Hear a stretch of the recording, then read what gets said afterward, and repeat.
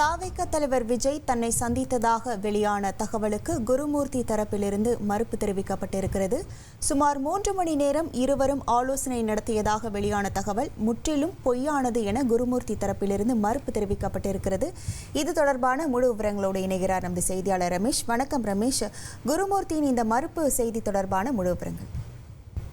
விஜய் தன்னை சந்திக்கவில்லை அப்படின்னு ஆடிட்டர் குருமூர்த்தி மறுப்பு செய்தி ஒன்றை வெளியிட்டிருக்காரு.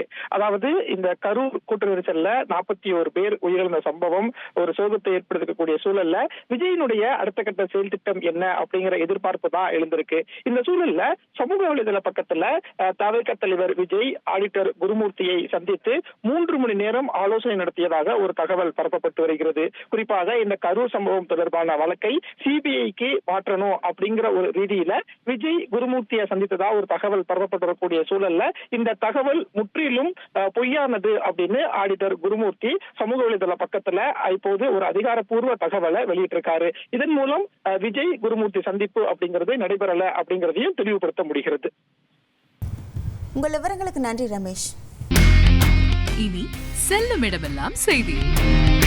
தந்தி டிவியின் வாட்ஸ்அப் சேனலை ஃபாலோ பண்ணினா செல்ல இருக்கும் இடமெல்லாம் செய்தி. இதோ QR கோட் இப்பவே ஸ்கேன் பண்ணுங்க, ஃபாலோ பண்ணுங்க.